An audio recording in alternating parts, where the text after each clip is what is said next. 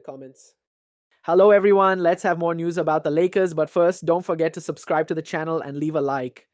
Of the flaws the Lakers roster has had in recent seasons, one of the under-discussed shortcomings was the end of the bench. A mixture of young developing prospects and vets on minimum deals left the Lakers with far too few options to mix things up. At the start of this past season, the Lakers had Jalen Hood-Schifino, Maxwell Lewis, Bronny James, and Cam Reddish. In theory, injuries to Jared Vanderbilt and Christian Wood should have opened the door for playing time for some of those players, but all it did was expose just how shallow the Lakers' depth was.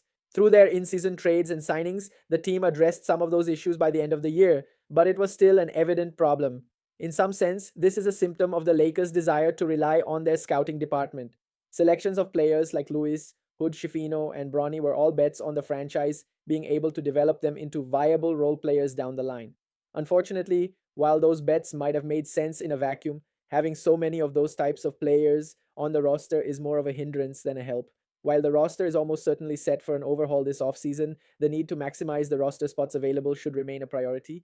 And if you start doing some math, you can see the Lakers might be in another roster crunch. If Markieff Morris is brought back and Bronny remains on the team, you're again featuring multiple players who likely can get into the rotation already, which brings us to the draft, which is now less than a week away. The Lakers hold the number 55 pick, the same spot they selected Bronny from last season. Now let's go to another video. Don't forget to leave a like. Houston Rockets, the team that won the Kevin Durant sweepstakes. We also saw the San Antonio Spurs, Miami Heat, Minnesota Timberwolves, the Clippers a little bit, the Toronto Raptors all in the mix, but KD to Houston. What does this mean for your Los Angeles Lakers? Because there's going to be some fallout around the West. There's going to be some fallout for LA as well to get into. I'm Trevor Lane. This is the LakersNation.com YouTube channel. Make sure you hit that subscribe button. Joining me is Donnie Freeman. Donnie, we were just talking about this on the Basketball Bulletin. Shocking trade ahead of Game 7 of the NBA Finals. What did you think of the deal? Yeah, like you were saying, very shocking, especially because we have a big Game 7 today. You've got to wonder if Silver is just like, punching the wall. You guys can't wait till tomorrow about this, but in all seriousness, though, I think that this is a really good deal for Houston. Adding in Kevin Durant, an all-timer, is going to be big for them. I think people have a really negative perception on what KD is at this point. And while he is pretty old, 36, 37 years old, he's still a very, very good player on both ends of the court, ironically, but mostly, obviously, a sniper on offense, and is going to be exactly what Houston needed because we long lamented the fact that they were a Kevin Durant away, which sounds actually like a really high bar, ironically, but somebody like a Kevin Durant that's able to close the game for them, score on command. They were looking for a player like that, and they're getting him, right? So that was their biggest weakness. And they got him at a cheap price. I mean, you look at this deal that got sent. I do not like this trade much for the Phoenix Suns. I do think they have more moves to come, but the Phoenix Suns getting Jalen Green, who, to me, I know coming out of the Suns right now from John Gambadoro, that the Suns are going to keep Jalen Green and playing him in the backcourt with Devin Booker. Go for it, Phoenix. That sounds like a great plan, guys. Let's go play Jalen Green and Devin Booker. It's Bradley Beal too. Okay? Bradley Beal too, right? That's the thing. Bradley Beal, Jalen Green, Devin Booker all together. Yeah. What could go wrong, right? But Jalen Green, Dylan Brooks, the number 10 pick, and 5 second-round picks. That means the Suns didn't even get their 2027 or 2029 first from the Rockets. They didn't get Jabari Smith. They didn't get Tari Eason.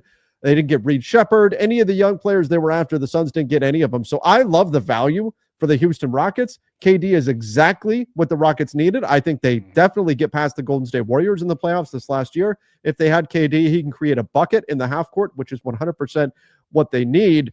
Donnie, but let me say this. I think this is a loss, I think, for the Suns. I think the Suns lose this deal value-wise. They tried to scrape together as much leverage as they could. They couldn't. This is a loss for the Western Conference too. And that's where it's going to matter for the Lakers. The West is insane. There's so much talent in the Western Conference. KD not going to the Heat and staying with the Western Conference team and fitting the need of exactly what the Houston Rockets were lacking.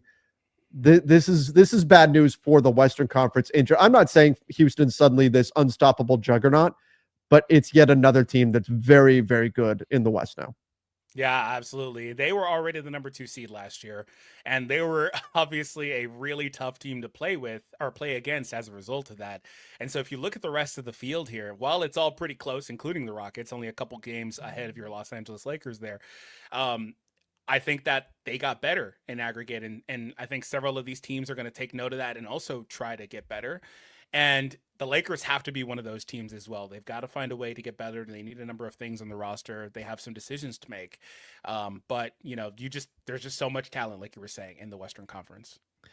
Are the Rockets, I think, are now, they were the number 2 seed last year. I think you could argue, while we're waiting to see what else happens in the rest of the West, we'll see what the Lakers do. I mean, the Lakers can go get a big. The Lakers were playing phenomenal basketball post All-Star break. They sputtered in the playoffs, but I certainly think the Lakers can be right there in the mix. But right now, based on how things currently stand, with a lot more to come, the Rockets, I think, are probably the number 2 team in the West once again. I'm not going to put them on the same level as OKC, but they're very, very good. And now, what about the Suns?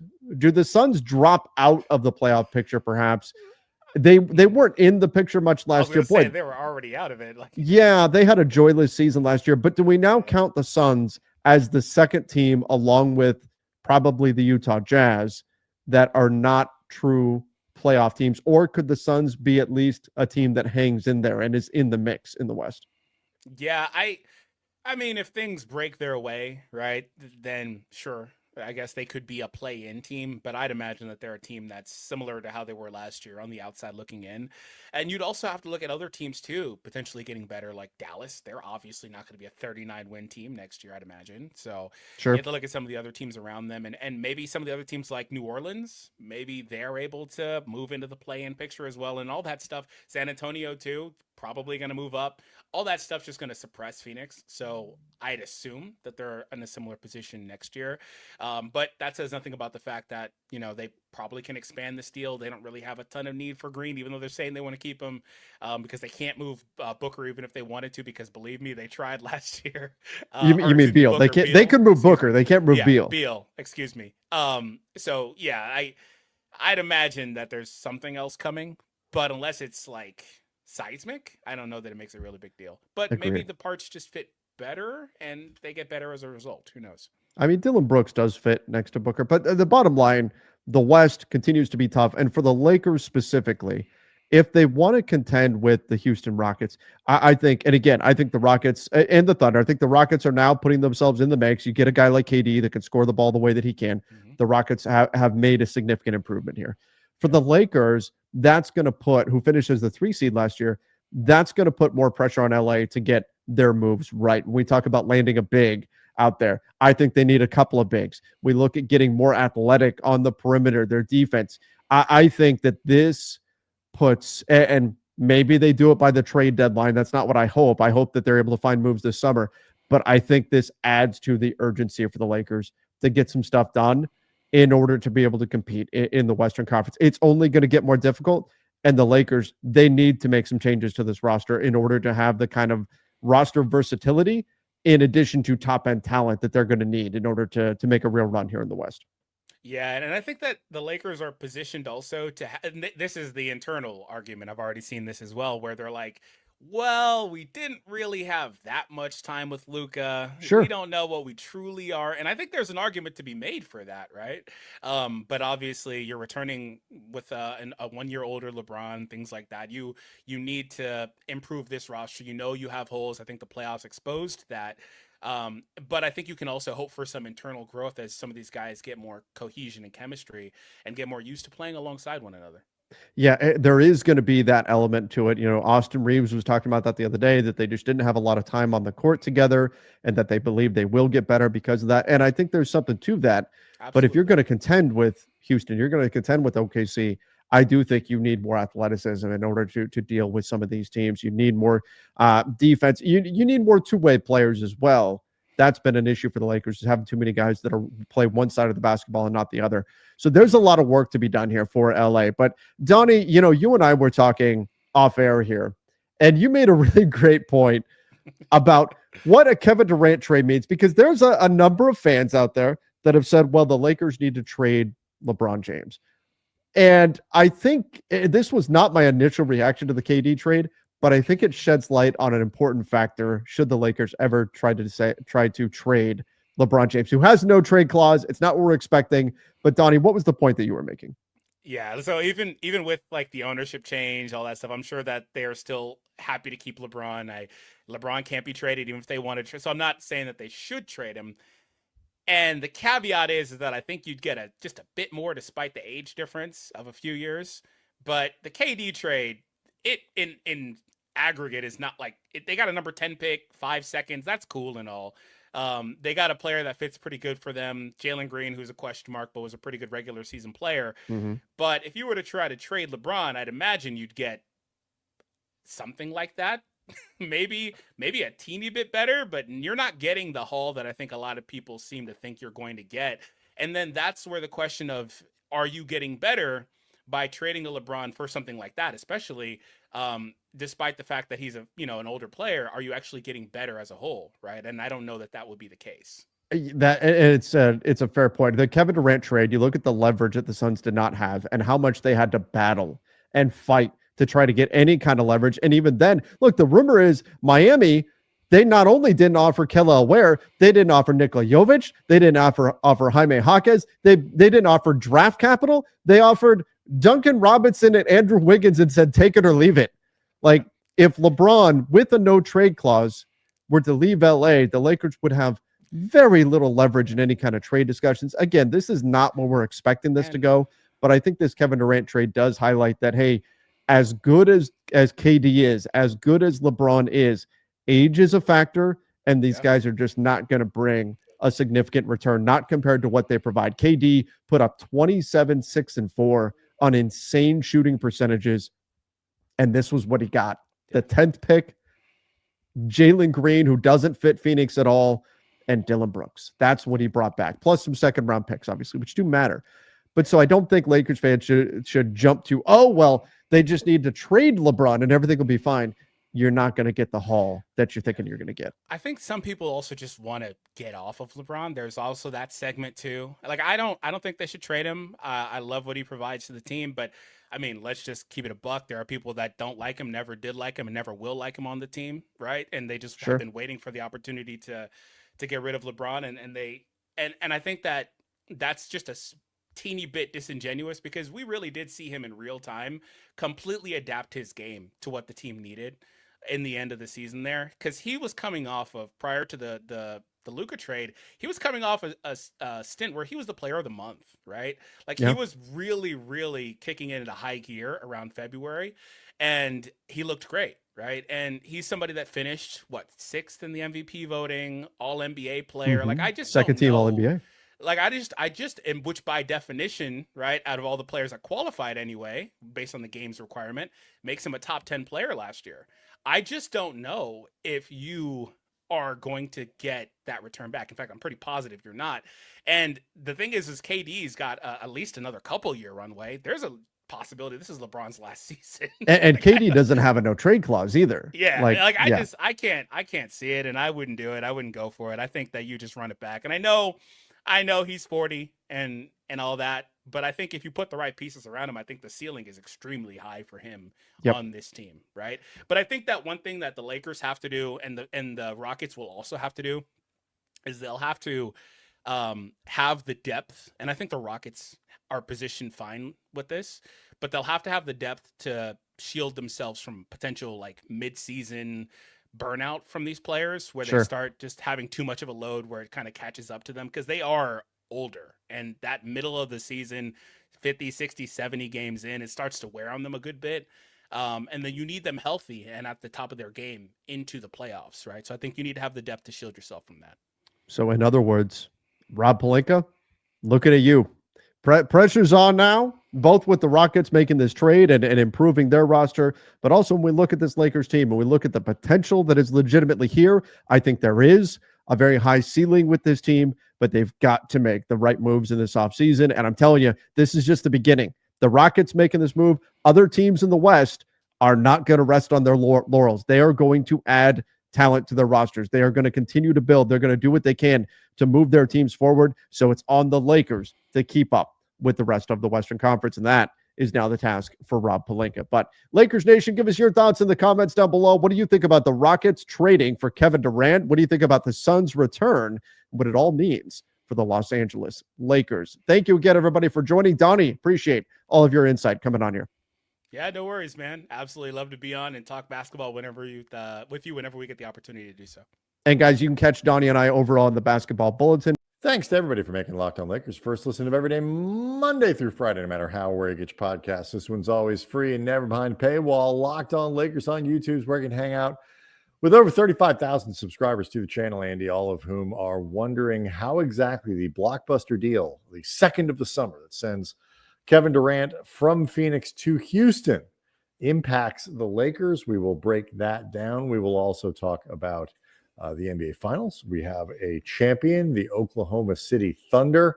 Some horrible stuff happening with Tyrese Halliburton and his Achilles, but a series that presents a lot of lessons, not just to the Lakers, but the entire NBA. So we'll get to that before it's all said and done. I want to let everybody know that today's episode is brought to you by Monarch Money. Take control of your finances with Monarch Money. Use code LOCKEDONNBA at monarchmoney.com for 50% off your first year. That was probably not the news the NBA wanted. The trade of Kevin Durant happening the morning, really, of Game 7. But alas, here we are. He leaves Phoenix. He's going to Houston.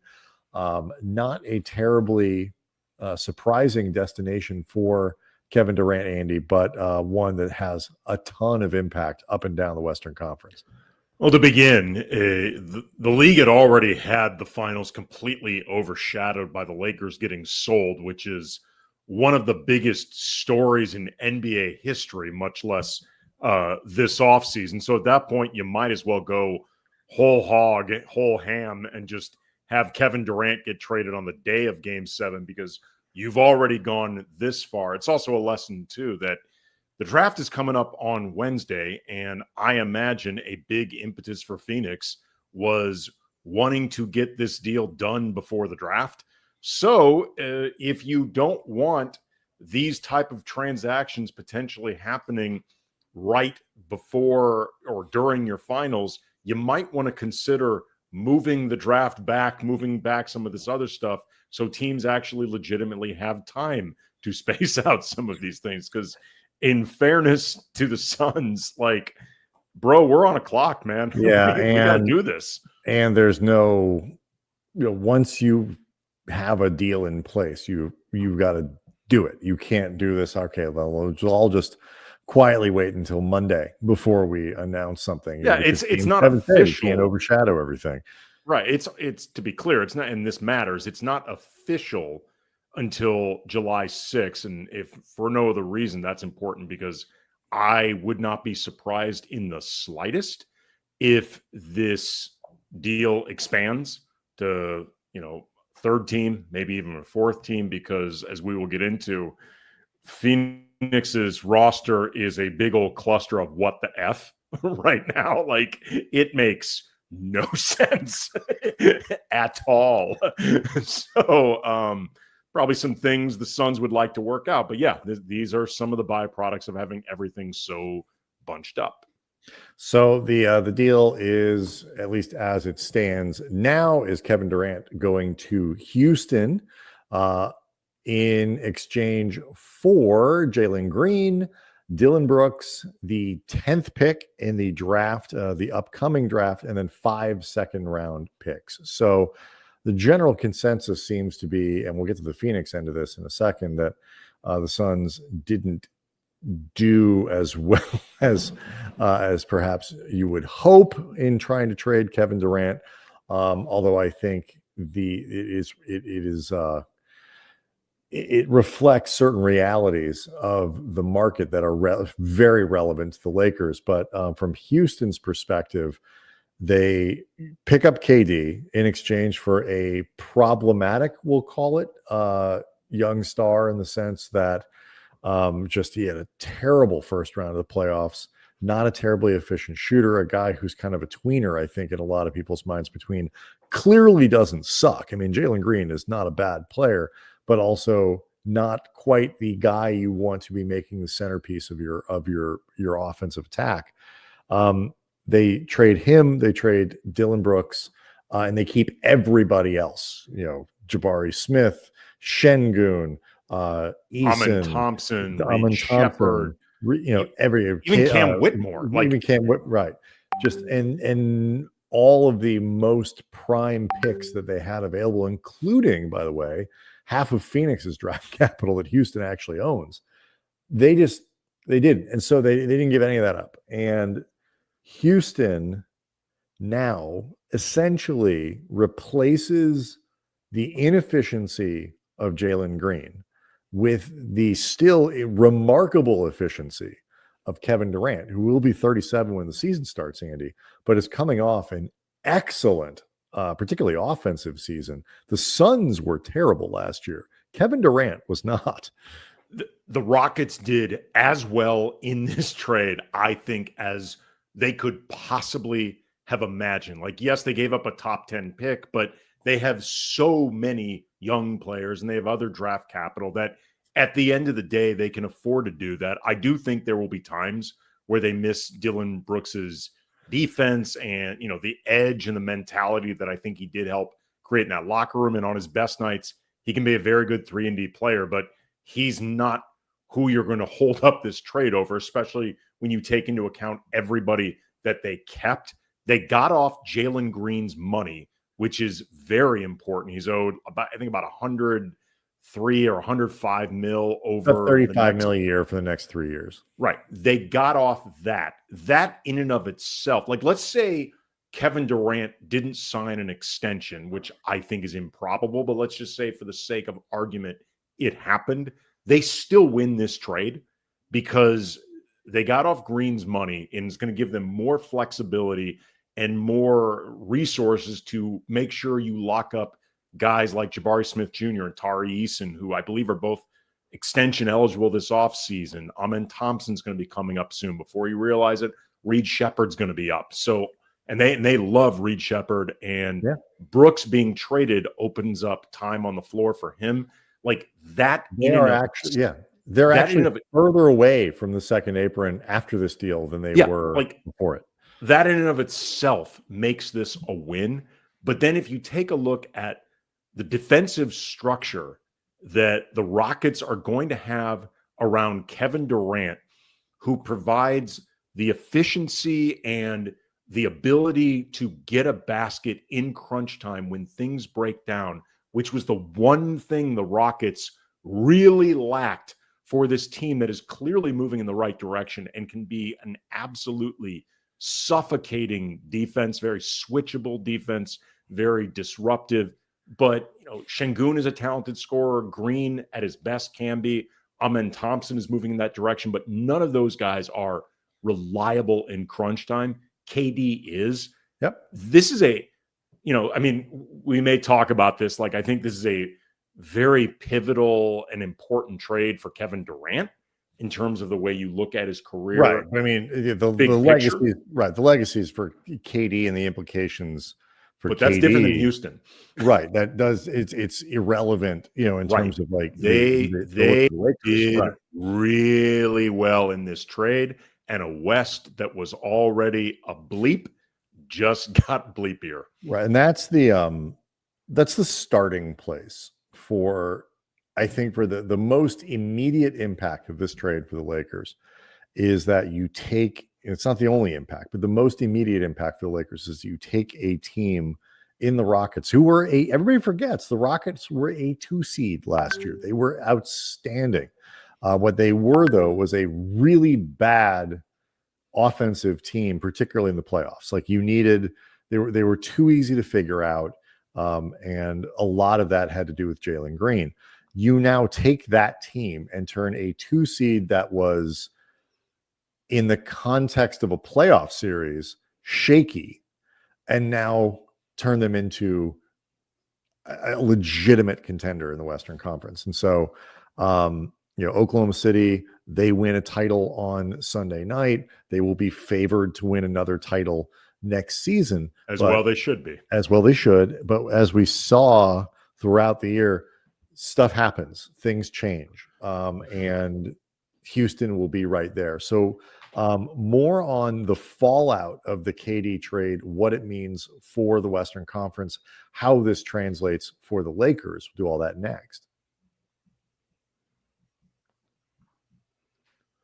Locked on Lakers is brought to you by Olipop. It's a new kind of soda made for people who love the classic taste of soda, but they want something that actually supports your health. And with just 2 to 5 grams of sugar, 9 grams of prebiotic fiber in every can, Olipop is reimagining soda in a way that is better for your gut. Traditional sodas, they're basically all sugar, like 39 grams in a regular Coke, 44 grams of sugar in an orange Fanta. Like, I honestly did not think that was possible or like legal. But Olipop flips the script with just a fraction of the sugar, no artificial sweeteners, gut-friendly ingredients like OliSmart, a blend that supports digestive and overall health. It's soda that tastes like the real thing, but does something good for your body. This one I love. It's the classic grape. It tastes just like grape juice that you loved as a kid. Like, really, I think that is clearly the taste they are looking to replicate, except some fizz added. And unlike that grape juice, it's actually helping your gut. It's not overloaded with sugar. And that's honestly a really big deal for me because I don't really like soda that much other than like club soda. I don't like sweet drinks. And I was honestly skeptical that I would like Olipop at all. And then I tasted it and not skeptical anymore. So get yourself a free can of Olipop. Just buy any 2 cans in a store and they'll reimburse you for one. Head to drinkolipop.com/lockedonnba to claim your free can and find an Olipop near you. That's drinkolipop.com/lockedonnba. So obviously now you look at Houston and they are much more a legitimate playoff threat with Kevin Durant than they were with Jalen Green. So many, Alpi Şengün should be a better player with Kevin Durant as the sort of heart of that offense, as opposed to Jalen Green. So Durant's presence is going to make Şengün better. Amen Thompson is ascending, and Shepherd, they believe, is ascending, and Tari Eason's a really good player, and so on and so on and so on. They are going to be outstanding and have the capacity to keep getting better because they save most of their capacity to do so.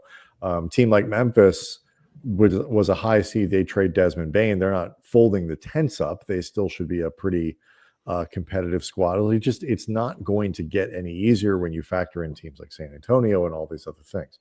So obviously the pressure is going to be on the Lakers, and the team that teams like the Lakers competing, and the team that is giving up Durant here was already out of the playoffs last year. So it's not like Phoenix, Houston is ascending, but Phoenix, they went from a 4 seed to now they're going to be out of the playoffs. Well, they already were out of the playoffs last year. They didn't get any better in this deal. And it's not one of these addition by subtraction things. They're just going to be subtracting.